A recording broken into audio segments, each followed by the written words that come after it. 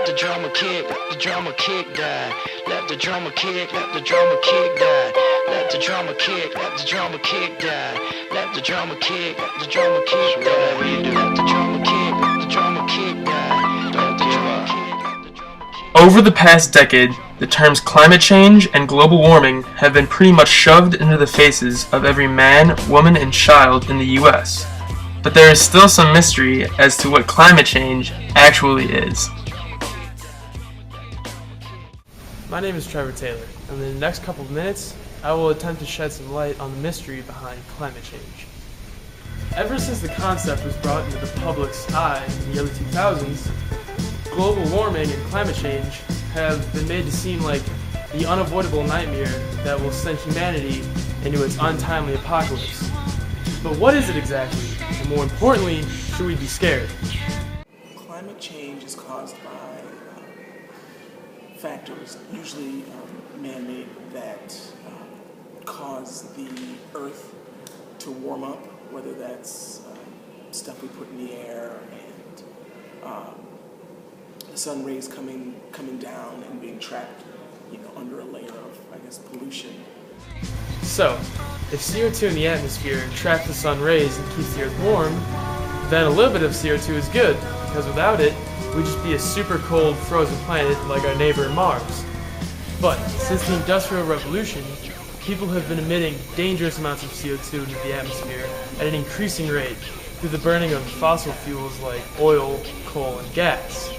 According to thousands of scientists around the world, the Earth's average temperature has increased by about 1.5 degrees since the year 1888. Now this doesn't seem like a very terrifying fact, but remember, the last ice age was only about 5 degrees colder than the Earth is today. So, should we be worried about climate change? I think we should if we don't take proper precautions to reduce the amount of global warming and the things that we're doing, the pollutions we're putting in the air, and just how we're using energy and I just think that we have enough warnings, and yes, if we're going to ignore those warnings and use non-renewable energy resources and continue to pollute, yes, I think it's important. We should be scared of climate change, but now is not the time to panic, because there are no short-term solutions. Instead, we must implement a long-term and widespread devotion to reducing the amount of pollution that we emit into the atmosphere, and also utilizing the numerous amounts of clean and renewable energy resources. So, what are some current impacts of climate change? Some of the current impacts, you have glaciers that are melting entirely too fast. You've got resources that have been around for millions of years that are starting to decline. You've got loss of habitat. You've got extinctions. You've got all, there's tons of them, but those are some of the things I think about. So, with all this in mind, what can we expect our environment to look like in 100 years? Gosh, I don't know.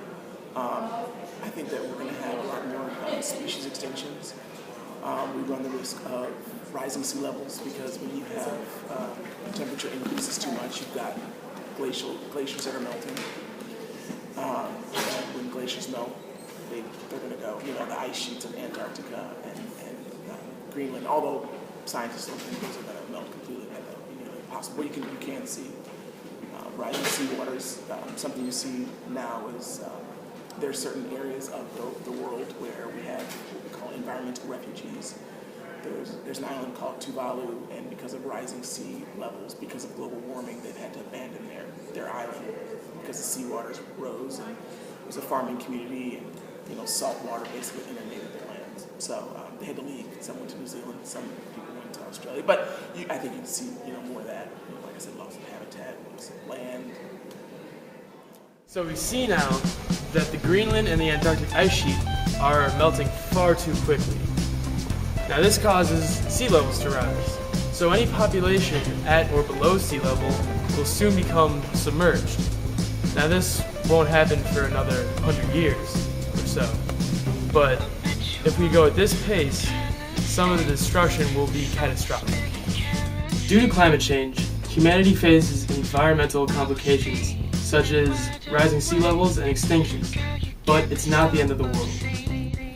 The Earth will exist for a very long time, but we are the ones who will have to commit ourselves to the long-term and global commitment to making sure that the Earth stays habitable for our children and grandchildren. We created this problem. We can fix it too. Tell everyone you know